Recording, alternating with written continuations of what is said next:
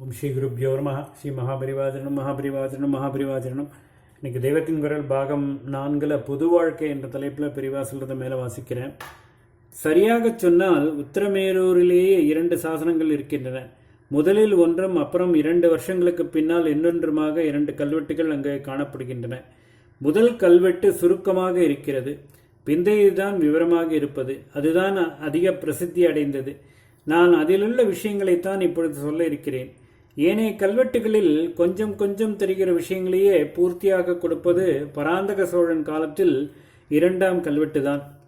பராந்தக சோழ காலத்திய 2ஆம் கல்வெட்டு தான், அதாவது கிபி 920ஆம் வருஷத்தியது.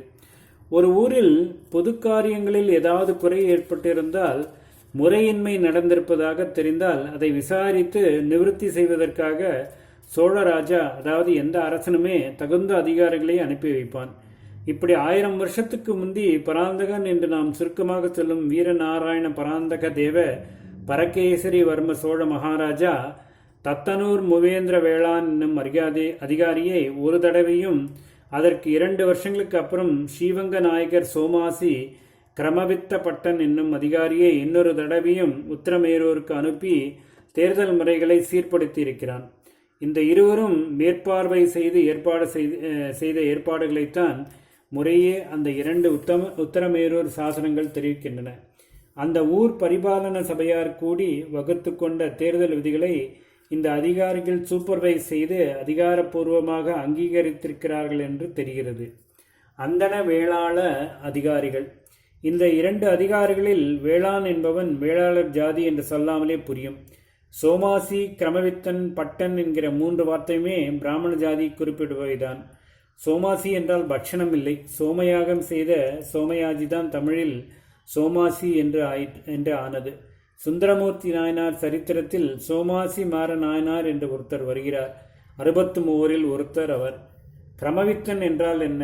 எழுதி வைக்காமலேயே காதால் கேட்டு பாடம் பண்ண வேண்டியதான வேதத்தின் வாசகங்களில் கொஞ்சம் கூட தப்பு வரப்படாது. அப்படி வந்தால் மந்திர சக்தியே பாதிக்கப்படும் என்பதால் அவற்றின் பதங்களை பலவிதங்களில் ஒன்றோடொன்று கூட்டியும் முன்பின்னாக மாற்றியும் சொல்லிக் கொடுத்து, இதுதான் மூலரூபம் என்று ஆணி அடித்தது போல நிர்ணயம் செய்வதற்கான ஏற்பாடுகளை ரிஷிகள் செய்து கொடுத்திருக்கிறார்கள். இப்படி வேத அக்ஷரங்களை பல தினசாக மாற்றி சொல்வதில் வர்ணம், கிரமம், ஜடை, கனம் என்று பல முறைகள் உண்டு. கனம்தான் கடைசி, ரொம்ப நுணுக்கமாக பதங்களை கோத்து வாங்கினது. கனபாடி என்று கேள்விப்படுகிறோமே, கனம் வரியில் பாடம் தெரிந்தவர்தான் கனபாடி. ஜடாவல்லபர் என்றால் ஜடையில் தேர்ச்சி பெற்றவர். இப்படியே கிரமம் வரை அத்தியனம் பண்ணினவன் கிரமவித்து, தமிழில் கிரமவித்தன். ஓவேந்தர்களில் அநேக கல்வெட்டுகளில் பல கிரமவித்தர்களின் பெயர் காணப்படுவதிலிருந்து தமிழ்நாட்டில் அப்பொழுது ஏராளமான வேத அத்தியனம் பண்ணின பிராமணர்கள் இருந்ததாக தெரிகிறது. பட்டர் என்பதும் ஐயர், சாஸ்திரி, சர்மா என்கிற மாதிரி அக்காலத்தில் பிராமணனை குறிப்பிட்ட பதம்தான். சாஸ்திர பிரகாரம் பிராமணன் சர்மா என்றும், க்ஷத்ரியன் வர்மா என்றும், வைசியன் குப்தா என்றும், 4ஆம் வர்ணத்தவன் தாச என்றும் போட்டுக்கொள்ள வேண்டும். ஆனாலும் பூர்வ காலத்தில் பிராமணனை பட்டன் என்று குறிப்பிடுவதே அதிகம் வழக்கத்தில் இருந்திருக்கிறது.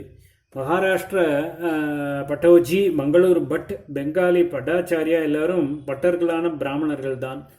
4ஆம் வர்ணத்தைச் சேர்ந்த வேளாண் முதல் வர்ணத்தைச் சேர்ந்த பட்டன் இருவரும் முக்கிய அதிகாரிகளாக இருந்திருக்கிறார்கள் என்பதை கவனித்துக் கொள்ள வேண்டும். வேட்பாளரின் யோகியதாம்சங்கள்.